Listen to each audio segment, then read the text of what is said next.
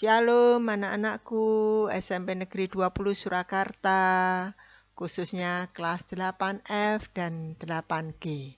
Selamat bertemu kembali dengan Ibu Kristiana dalam pembelajaran jarak jauh pendidikan agama Kristen dan budi pekerti. Apa kabar anak-anakku? Puji Tuhan, semuanya baik bukan? Ya, kita bersyukur kalau kita masih diberikan kesempatan oleh Tuhan untuk belajar bersama-sama. Oleh sebab itu, manfaatkan dengan baik walaupun kita belajar dengan jarak jauh. Anak-anak sudah menyiapkan buku paket, sudah dibaca, dan sudah menyiapkan buku tugas, tentu Alkitab tentu saja sudah semua. Karena anak-anak adalah anak-anak yang hebat, yang mandiri. Baik anak-anak, kita akan melanjutkan pembelajaran kita minggu ini dengan tema memilih untuk tidak berputus asa. Apa tujuan dari pembelajaran ini? Yang pertama, siswa dapat menjelaskan pengertian putus asa. Yang kedua, siswa dapat menjelaskan perbedaan antara putus asa dengan berpengharapan. Yang ketiga, siswa dapat menjelaskan pesan Tuhan Yesus tentang khawatir dan putus asa. Dan yang keempat, siswa dapat menjelaskan bagaimana selaku anak Tuhan kita tidak boleh putus asa. Anak-anakku, sebelum kita lanjutkan pembelajaran ini, kita akan memuji nama Tuhan lebih dahulu dengan lagu Tak Ku Tahu Kan Hari Esok. Kemudian kita akan berdoa dan kita membaca firman Tuhan.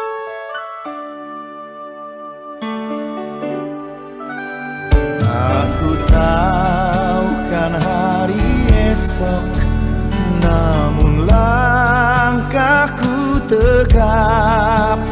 Bukan surya ku harapkan, karena surya kan lenyap. Oh tiada ku gelisah akan masa menjelang. Ku berjalan serta Yesus, maka hatiku tenang. Banyak hal tak ku fahami dalam masa menjelang, tapi terang bagiku ini tangan Tuhan yang pegang.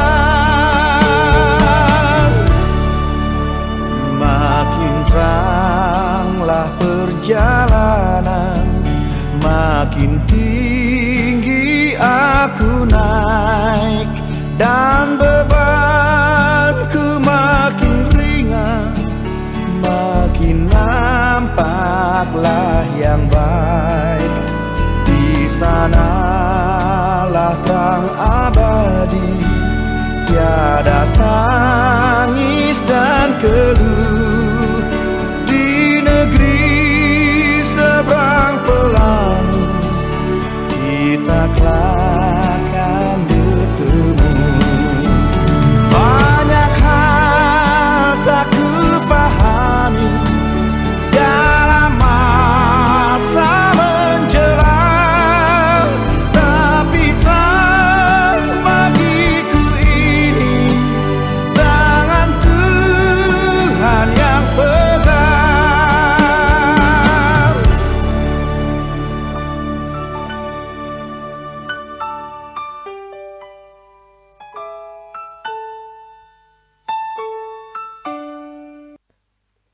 Baik, anak-anak, kita akan berdoa lebih dahulu.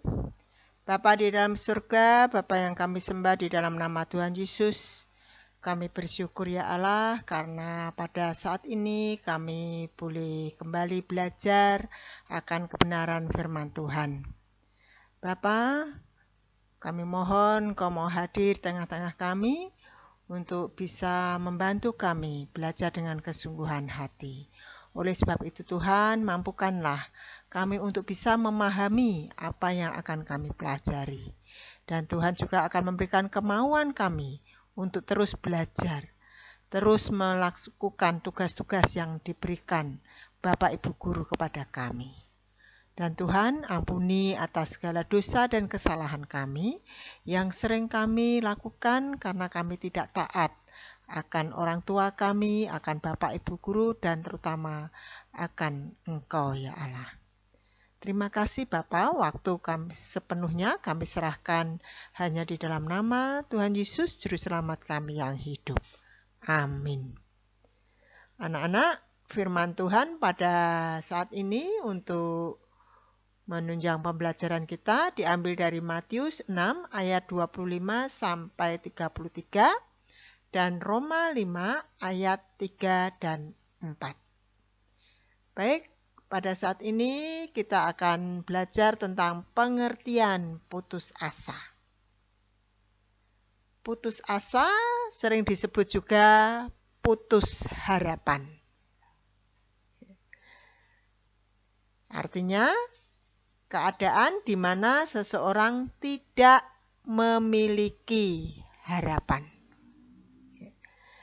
Dan putus asa ini merupakan kebalikan dari pengharapan. Memang ya, kita seringkali mengalami kesulitan. Kemudian kita merasa tidak mampu mengatasi kesulitan itu. Nah, sebetulnya merasa itu artinya tidak dengan kesungguhan hati. Ya, merasa saja. Ya, oleh sebab itulah kita harus bisa mengatasi masalah itu.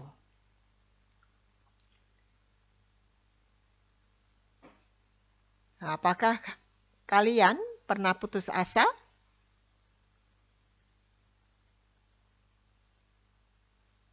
Apa penyebabnya? Apakah karena nilai ulanganmu atau penilaian harianmu jelek? Atau kalian dimarahi orang tua atau guru mungkin karena kesalahanmu, dan juga mungkin kalian khawatir akan masa depanmu. Ternyata para ahli ini mencari atau menemukan bahwa ada dua cara untuk menghadapi kesulitan.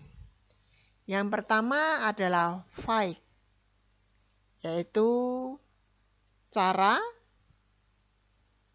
dengan berupaya untuk mengatasi masalah, mencari jalan keluarnya. Dan itu ada berbagai macam cara. Yang kedua adalah flight, yang artinya meninggalkan atau lari dari kesulitan atau dari masalah atau dari kondisi yang sulit misalnya, dan tidak mau mencari cara untuk mengatasinya. Nah, bagaimana seharusnya sebagai orang Kristen atau orang yang percaya pada Allah itu mengatasi masalah? Apakah kita harus putus asa atau kita fight, mencari jalan keluarnya? Sebagai anak Tuhan, kita harus selalu siap menghadapi hidup, betapapun sulitnya. Mengapa begitu? Ya, karena Tuhan Yesus sudah mengajarkan pada kita untuk menghadapi masalah yang terdapat pada Matius 6 ayat 25 sampai 34. Bagaimana ajaran Tuhan Yesus dalam menghadapi masalah? Yang pertama itu terdapat pada Matius 6 ayat 25. Karena itu aku berkata kepadamu, janganlah khawatir akan hidupmu, akan apa yang hendak kamu makan atau minum.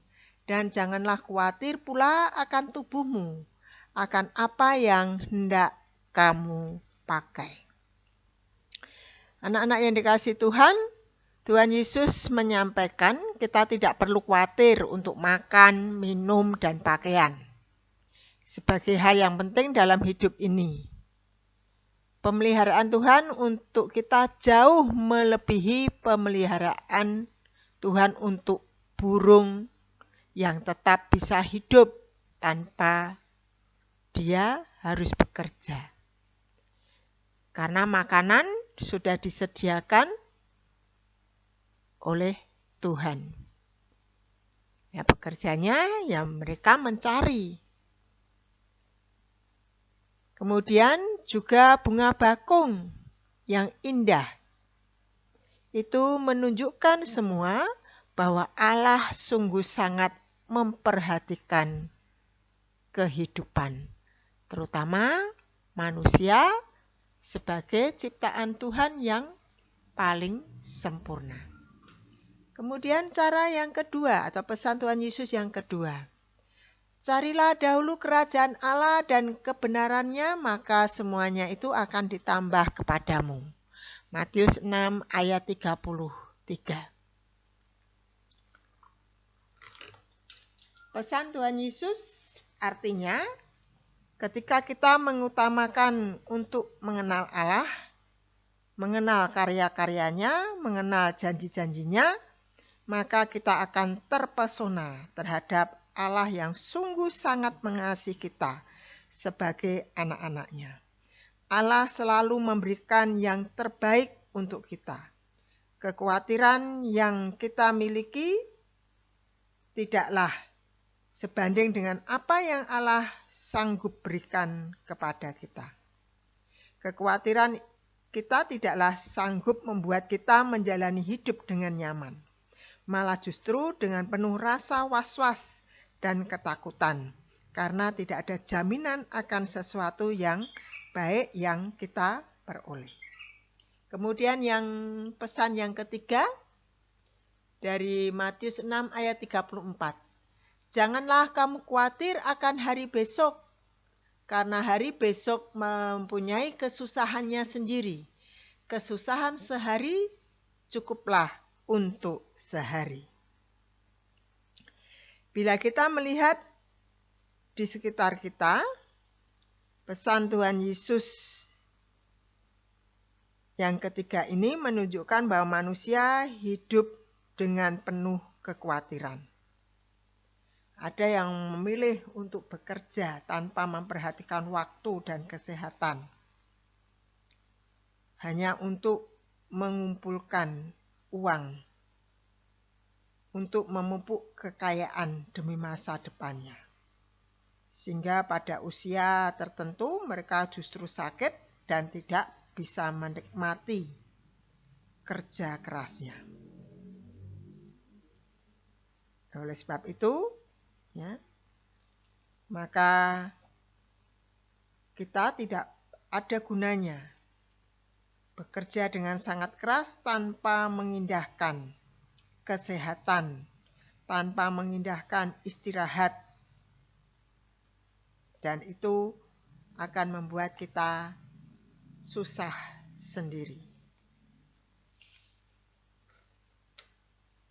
Nah, anak-anakku, Tuhan Yesus juga akan menolong kita apabila kita membutuhkan. Tetapi kebutuhan kita akan dipenuhi dengan pertolongan Allah, itu ada syaratnya. Syaratnya apa? Ya, yang pertama, kebutuhan tersebut merupakan sesuatu yang kita butuhkan, bukan yang kita inginkan. Kita betul-betul membutuhkan. Ya, tidak hanya kepingin. Yang kedua, apa yang kita butuhkan itu untuk kebaikan. Ya, untuk kebaikan kita, untuk kebaikan orang lain. Dan yang ketiga, kita harus gigih memintanya. Yang kita butuhkan sampai mendapatkannya. Nah, dengan cara apa? Dengan cara berdoa, bekerja, ya. Tidak hanya berdoa tetapi cuma memohon, tidak mau berusaha. Kita harus tetap berusaha. Nah, sebagai manusia itu kita punya keterbatasan memang. Keinginan manusia kadang berbeda dengan keinginan dari Tuhan.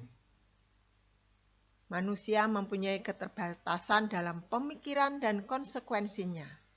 Dan apa yang diminta pada Allah itu mintanya langsung terpenuhi. Tetapi tidak demikian dengan Allah. Allah akan memberikan tepat pada waktunya, pada waktu saat manusia itu membutuhkan. Allah akan berpikir ke masa depan, karena belum tentu apa yang kita inginkan sekarang ini baik untuk kita. Nah, oleh sebab itulah anak-anak, materi kita pada saat ini memilih untuk tidak berputus asa, ya, adalah merupakan pilihan yang tidak dihindari, ya, tidak berputus asa. Hidup di dalam Tuhan yang Maha Pengasih dan Maha Pemurah adalah hidup yang membawa kita kepada kelimpahan, dan hendaknya kita pilih, yaitu dengan taat kepada Allah dan mengasihinya dengan sungguh-sungguh. Bila ini yang kita pilih, tidak ada lagi waktu untuk berputus asa. Kita tentu akan memilih untuk tidak berputus asa, yaitu kita mencari, kalau ada masalah kita mencari jalan keluarnya. Amin. Sekian anak-anak pembelajaran kita. Sebelum kita tutup, ada latihan yang harus kalian kerjakan di buku tugas. Buatlah kolom seperti contoh. Kemudian kalian mencari teman dan keluarga bisa. Ada 5 orang yang perlu kalian tanya. Apakah mereka pernah berputus asa? Kemudian kalau mereka berputus asa, apa penyebabnya? Dan apa yang mereka lakukan ketika putus asa? Tindakan mereka itu berhasil mengatasi keputusasaan mereka atau tidak? Nah, silakan ditulis pada kolom di buku tugas. Dan nanti pada waktunya akhir bulan ini dikumpulkan bersama dengan tugas yang lain. Sebelum kita tutup, kita akan berdoa lebih dahulu. Doa Bapa kami. Bapa kami yang ada di surga, dikuduskanlah namamu, datanglah kerajaanmu, jadilah kehendakmu di bumi seperti di surga. Berilah kami pada hari ini makanan kami yang secukupnya. Ampunilah kami akan kesalahan kami seperti kami mengampuni orang yang bersalah kepada kami. Dan janganlah membawa kami ke dalam pencobaan, tetapi lepaskanlah kami daripada yang jahat. Karena Engkaulah yang punya kerajaan dan kuasa dan kemuliaan sampai selama-lamanya. Amin. Sekian anak-anak, selamat belajar. Salam sehat, sampai berjumpa kembali minggu depan. Tuhan Yesus memberkati.